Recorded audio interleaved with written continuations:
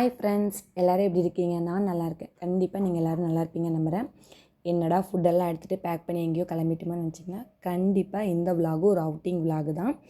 கிட்ஸுக்காக வந்து lunch back பண்ணி எடுத்துகிட்டு போயிட்டுருக்கோம். லஞ்ச் ஒர்க் முடிச்சுட்டு ஈவினிங்காக வந்து பானிபூரி செய்யலாம் அப்படின்னா அதுக்கு சுண்டலும் ஊற வச்சுட்டு கிளம்பியாச்சு. வெளியில் போகும்போது கண்டிப்பாக வந்து பார்த்திங்கன்னா நான் ஃபோட்டோஸ் எடுப்பேன்.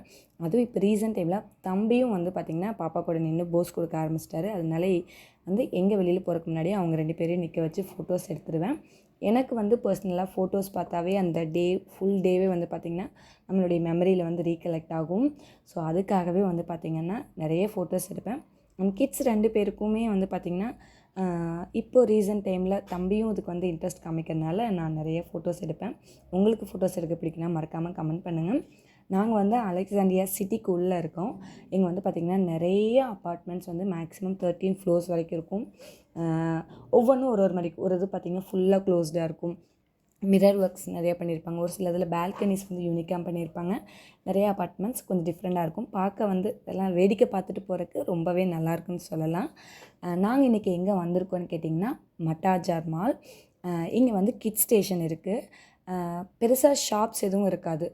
எல்லாமே வந்து அண்டர் கன்ஸ்ட்ரக்ஷனில் இருக்கும். அதெல்லாம் கிட்ஸ் ஸ்டேஷன் மட்டும் ஓப்பன் ஆகிருக்கு. நாங்கள் ஆன்லைனில் பார்த்துட்டு தான் வந்து இந்த கிட்ஸ் ஸ்டேஷனுக்கு வந்தோம். இதுக்கு முன்னாடியும் ஒரு டைம் வந்திருக்கோம். அப்போ வந்து பார்த்திங்கன்னா ஜஸ்ட் ஒரு 1 ஹவர் மட்டும்தான் டைம் ஸ்பெண்ட் பண்ணோம். பட் கிட்ஸ்னால் வந்து பார்த்திங்கன்னா இருக்கிற எல்லா கேம்ஸ்லையும் கண்டிப்பாக விளையாடவே முடியலை. இது வந்து 3rd ஃப்ளோரில் இருக்கனால அந்த சென்டரில் வந்து பார்த்திங்கன்னா ஒரு பெரிய லைட் போட்டிருக்காங்க. அதை பார்க்க எனக்கு அவ்வளோ பிடிச்சிருந்துச்சு. இந்த லைட் நான் இதுக்கு முன்னாடியும் காமிச்சிருப்பேன்.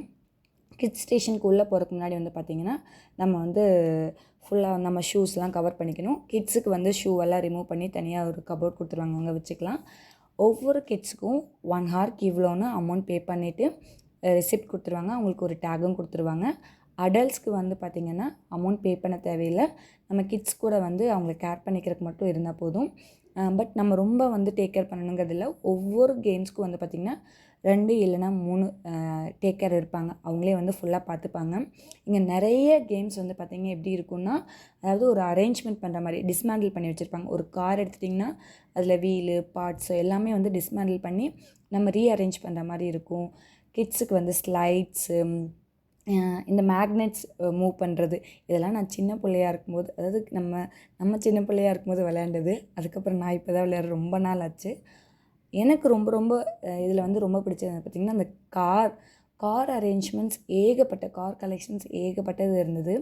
தமனுக்கு ரீசன்ட் டைமில் கார் வச்சு விளையாடுறது அவ்வளோ இன்ட்ரெஸ்ட்டு. இருக்கிற கலெக்ஷன்ஸில் எது எடுத்து விளையாடுறதுனே தெரியாமல் அவர் அவ்வளோ கன்ஃபியூஸ்டாக ஒவ்வொரு காரையும் எடுத்து ஒவ்வொரு டைமும் ஓட்டி அவ்வளோ இன்ட்ரெஸ்ட்டாக விளையாடிட்டு இருந்தார்.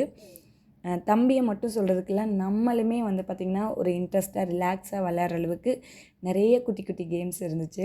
நான் வந்து பார்த்திங்கன்னா இந்த மணல்லாம் வச்சுட்டு சாண்ட் கேசில் மாதிரிலாம் பண்ணி விளையாண்டுட்டு இருந்தோம். அதாவது ஒரு ரிலாக்ஸாக டைம் ஸ்பெண்ட் பண்ணணும், குட்டீஸ்க்கும் என்ஜாய் பண்ணணும் அப்படின்னா கண்டிப்பாக இந்த கிட்ஸ் ஸ்டேஷன் வந்து நான் சஜஸ்ட் பண்ணுவேன். ஏன்னா நிறைய யூனிக்காக ஏகப்பட்ட கேம்ஸ் இருந்துச்சு. இந்த ஜெயண்ட் லைட் ஜில கண்டிப்பாக சொல்லணும். இது வந்து பார்த்திங்கன்னா இப்போ ரீசெண்டாக எல்லா கிட்ஸ் ஸ்டேஷன்லேயும் வந்து வச்சுருக்காங்க.